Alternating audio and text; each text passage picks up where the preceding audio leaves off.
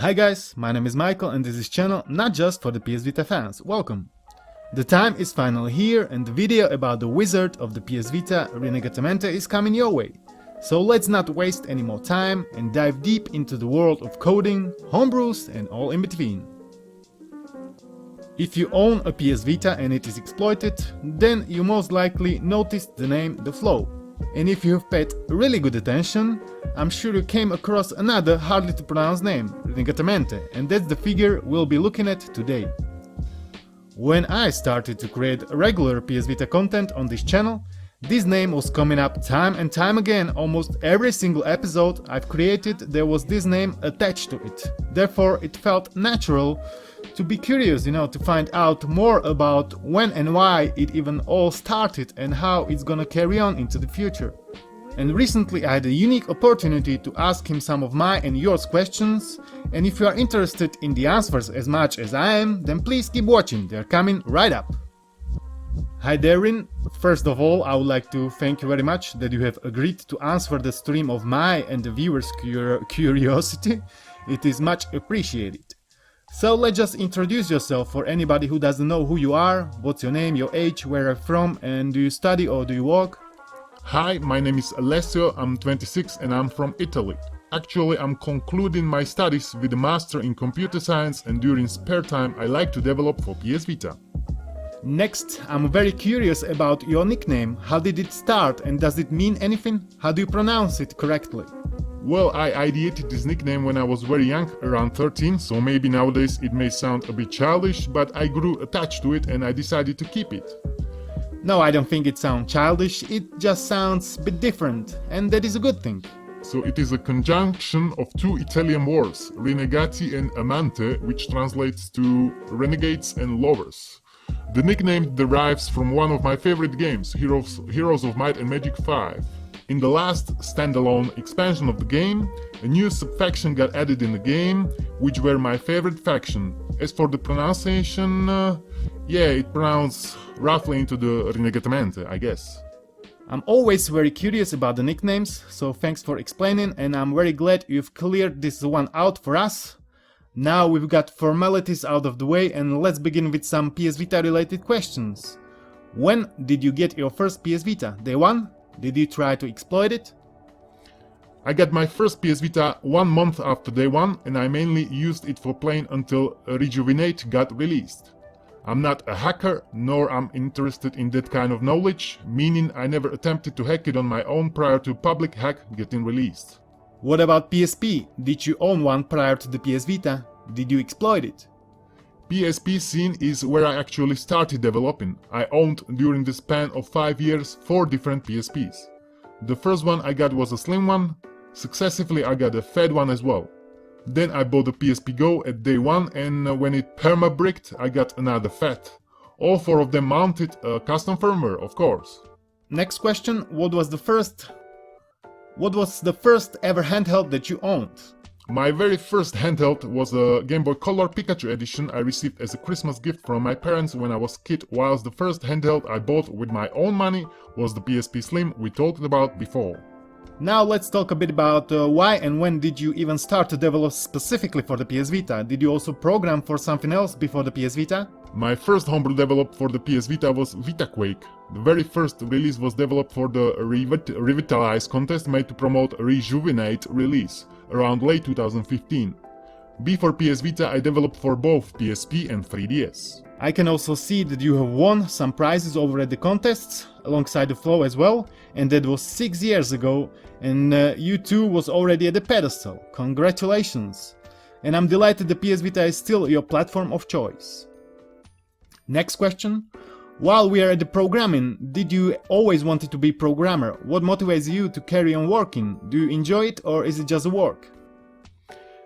I decided to want to become a developer thanks to all the amazing homebrews that were coming out for the PSP during its golden age. This inspired me to start developing, and after starting I decided that that would have been what I did want to do for a living. I do really enjoy developing. Every time you complete a project and you are ready for release, there is a sense of accomplishment which is priceless. I'm blown away by the fact that the PSP showed you the way, plus it also showed you what you want to become eventually. It's really inspiring to be a witness of the process, and it just goes to show the power of the PSP, and I'm also sure most of us can relate to this priceless sense of accomplishment. What programming language do you use the most, and can you please explain in a nutshell what the process consists of? My main programming language is C. As for what the main process consists of, honestly, each port has its own requirements, steps to perform in order to reach a playable state that can't be schematized. Do you develop for any other platforms than PS Vita right now? If not, why? No, I develop exclusively for PS Vita, both cause I love this handheld and I think it has a lot to show still, and cause the only other alternative, which is Nintendo Switch, is a toxic scene. I cannot confirm nor dispute this claim, but I can certainly discern some toxicity flowing straight from the source. Next question. What was your first ever PS Vita contribution? Were you proud of it? The first homebrew I ever made is Vita Quake. It got released in 2015 and I kept updating it across the span of 5 years with new features, performance improvements, bug fixes and so on. I'm very satisfied of the results, and even if I recently archived it by replacing it with my Quake Spasm spiked port, I feel like it served PS Vita users well across these 5 years. Yes, I feel the same, it served the community very well, but now it's time to upgrade it to the next level, Quake Spasm Spiked. What was the most challenging / hardest PS Vita port or homebrew that you have been working on?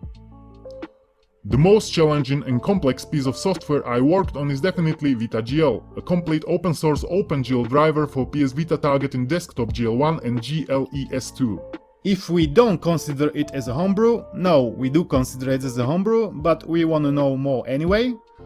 So, if we don't consider it as a homebrew, probably the most challenging one I worked on was GTA San Andreas, because at the time VitaGL was very barebone and lacked a lot of features in order to be playable to properly power San Andreas renderer. I worked hard on basically completing the whole GLES2 implementation in a span of 2 weeks so that San Andreas could finally render properly. There was also a question about roughly how long did it take, for example, for GTA San Andreas to be ported. San Andreas got in the game pretty quickly thanks to the Flow's work. He got from having just an idea of running the Android executable in a virtualized environment to getting in-game in a span of 1-2 days. After getting in-game, however, there had been a huge work on the renderer since SCE Piglet was incapable of handling it with a decent frame rate and VitaGL was still incomplete. I would say from the idea to the first release, approximately a month passed. GTA San Andreas was certainly the biggest hit in my opinion, and I'm sure you had to face many challenges in order to get it running, but I know for a fact it was indeed worth it. Your magic won't be forgotten. I believe the work you do is really inspiring, and I also do believe that PS Vita is currently more popular than it used to be when it was released. I also do feel the PS Vita community is stronger than it used to be. Do you agree? PS Vita is definitely gaining some popularity in latest years thanks to our flourishing homebrew community which managed to suppress the main cons the console had, for example the proprietary storage format. Also thanks to the decrease in price for used models, but also thanks to few events that happened in the past months that put back the PS Vita in OSH. For example, the announcement of the Switch OLED that bring back the memory to a lot of people that the PS Vita had an OLED screen 10 years before the Switch OLED. The PS Vita OLED was way ahead of the competition, I agree. Also Nintendo is usually 10 years behind with the features. May I also just remind you that you can also easily connect the Bluetooth headset to the Vita, which is still not possible on the Switch. What a shame. How do you even pick the games you want to port? The ones you enjoy the most? Usually it goes down to answering the two questions: what can be ported and would people play it?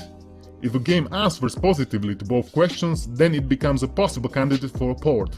Actually, there have been a couple of ports I worked on because I was interested in the game personally. For example, with Flycast I wanted to be able to play Resident Evil Code Veronica on the PS Vita. But that's not the usual flow when deciding what to port next. Now the age-long question, the PS Vita 1000 or 2000, and why?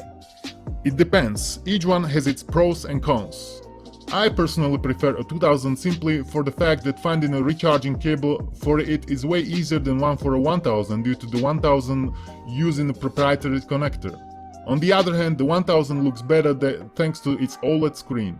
Ultimately, however, if Sony would have released another model, let's call it 3000, which actually has the same manufacturing quality of their dev kits units, I would definitely vote for it since the dev kit just feels perfect on hands.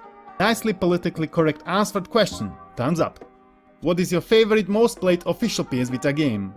It's probably Danganronpa V3 Killing Harmony from Spike Chunsoft. I do also own a Japanese exclusive limited edition Slim PS Vita themed from this game. What is your favorite most played PS Vita port homebrew? The only homebrew that I ever finished is GTA San Andreas, so I would say that one is my favorite one.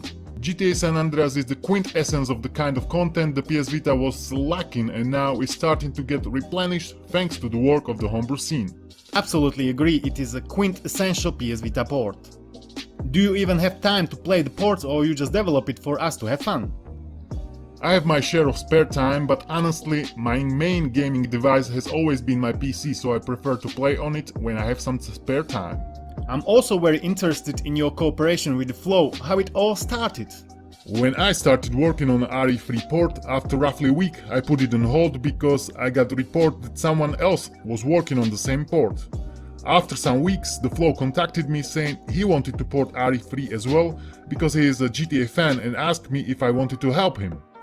I just accepted since I didn't have any other project going on at the time, and so we split the work for RE3 with me focusing on the rendering part of the game and the Flow working on the other aspects of the engine, like audio, input or file systems. How does it work between you two? Who's the boss? There is no boss, we just cooperate by putting the best of our knowledge to deliver the best experience we can create. The Flow has an area of expertise and I have my own, so our cooperation collides nicely. We can say it's like if we eliminate each other's weaknesses. Yeah, that's really nicely said. Are you gonna carry on working together? I usually try to help whoever asks me for a hand. The collaboration with Flow originally started because Vita GL was still incomplete and not usable without its creator, me, adapting the code to work with it. Vita GL is not at a point where it can be used as it is without patching the original code. Also the Flow during these ports we worked together, learned a lot about rendering techniques and OpenGL, meaning he likely won't need my help anymore in the future. However, if he encounters any issues along the road, I'll be glad to give him a hand. I'm really glad to see the PS Vita devs are helping each other out. That's the way it should be in every aspect of life, and I'm glad this holds true even for guys like you. How many Vitas do you own? Any special editions, PS TVs, dev kits? I currently own two regular black PS Vitas 1000, a Japanese exclusive Glacier White PS Vita 2000, Japanese exclusive limited edition Danganronpa V3 black PS Vita 2000, a regular black PS TV and a PDE-L 1000 dev kit. What other handheld do you own and enjoy playing right now? I don't really play a lot with my handhelds, but I like to collect them. At the moment I own a Sega Nomad, Game Boy Color Pikachu Edition, Game Boy Advance, Game Boy Advance SP, two Nintendo DS Fat, a Nintendo 3DS, new Nintendo 3DS, a PSP Go, PSP Fat, Nintendo Switch Lite, GPD Win 1 and GPD Win Max. I had a feeling straight away you must be some kind of handheld enthusiast, and I'm glad my sixth sense didn't disappoint me. Handhelds for life. What is your opinion on the Nintendo Switch? Are you a fan? Tedious question, I know. The Nintendo Switch is a good concept, but executed not really well in my opinion, cause the hardware used for it was already kind of too old for the time when it came out. This reflects in general the current state of the Switch library, which is composed primarily of low quality ports. I need to specify that these ports are low quality in most cases due to hardware limits of the console and not because of the job of the developers. Nintendo is also disregarding fans since they know they have a monopoly on handheld market, as can be seen from the Switch OLED announcements, which literally is a resale of a 5 years old hardware for €350 without any hardware improvements, whilst Nintendo fans have been asking for a Switch Pro release for years. Unfortunately, I agree. The concept is good, execution not so much, and the worst thing is the need to improve is suppressed by the monopolistic nature of the Switch. Hopefully that can change in the future. What do you think about the Steam Deck? Did you pre-order it? The Steam Deck has a very huge potential. I think that if executed well, it can change the whole handheld market. Similar devices already existed, for example the Aya Neo or GPD Win devices, but that's the first time that a similar console comes from a colossus such as Valve. I was already hyped for the Alienware UFO prototype, and I'm for the Steam Deck as well. I pre-ordered the mid-tier one, 256GB, and I'm going to receive it in December, according to the Steam website. What are your top 5 favorite games of all time, of all platforms? Number 1 Bloodborne, 2 Dark Souls, 3 Hollow Knight, 4 Monster Hunter World, 5 Final Fantasy 13-2. Nice lists. Bloodborne, Dark Souls, PlayStation fan. Do you spend more time playing the games or porting them? I would say it's a perfect mix between the two. What about the PS Vita successor, is it coming? Probably not. Sony stated several times how they don't want to work on another handheld.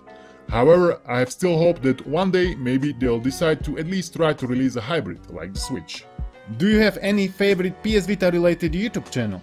Not really. I rarely watch Vita related YouTube videos. Mostly only when I want to check what people think of my recent releases.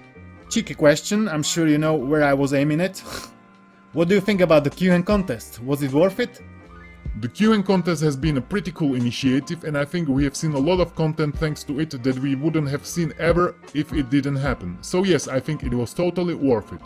Kyuhen contest was a success in my opinion too. Well done all the creators and participants. I would also like to know if you fiddle with the PS Vita hardware as well, or is it just the PS Vita software side of things? No, I'm not any good at messing with hardware, so I just rely on software stuff. Now, a very important question. What are your plans for the future? Are you gonna carry on developing for the PS Vita? As long as the Vita will still have stuff to show, I'll be around making it possible. Great to hear that. PS Vita will have stuff to show, believe me, so see you around. Many guys also want to know how to learn to code and to program. What do they need to do if they want to learn it and help you in the scene, or if they want to create their own homebrew? Is it difficult? Does one need to study it at school to learn it? I learned how to develop as self-taught. I started with Lua, which is a fairly simple programming language usually used as a scripting language. The PS Vita has LPP Vita as a Lua interpreter that can be used to develop homebrews. It's easy to set up and easy to work with good documentation, and we also have a dedicated channel on our Discord for support. I think anyone willing to learn to develop homebrews for the Vita which don't have any programming knowledge should at least give it a try. So for all of you who have been asking about it, here is the answer. It is absolutely possible to learn it at home if you are dedicated to it. Just do what you like and the results will come. There are a lot of smart guys alongside Rin at the Vita Nuova Discord channel, so if you feel like you want to find out more, head over there, you can find the link for it in the description below. Finally, I would like to ask, where do you see the PS Vita in 5 years? Is it gonna disappear into obscurity, or is it gonna become another staple of retro gaming? Honestly, that's something I cannot know. There is a lot coming in the next few years. A new GPD Win device, the Aya Neo 2, the Switch OLED, the Steam Deck. That makes it really hard to predict what will happen with the PS Vita. However, I think the form factor of the Vita may be a huge selling point that will make it to be relevant for a very long time to come. I also do believe the form factor of the Vita plus the price, plus all the ports, homebrews, PS1 games, PSP games, plugins will make the PS Vita relevant for a long time to come. Prove me wrong in 5 years, all the naysayers. In the end, I would like to thank you very much for your time and answers. I think we have learned a lot about what it takes to be a guy like you. I wish you good luck in your endeavors and I'm looking forward to your work. Thanks to you for the opportunity. So guys, that's about it from the interview side of things. There were a lot more questions I wanted to ask, but I gotta keep it brief and concise so the video isn't half an hour long and boring as hell. I haven't been asking about any ports, as it seems a bit pointless because Rin and all the other developers are gonna be working hard anyway, so I feel it's better when it will come in the form of surprise. You can thank me later. Don't forget to give Rin a follow on the Twitter and on his YouTube channel, where he occasionally uploads some fun stuff.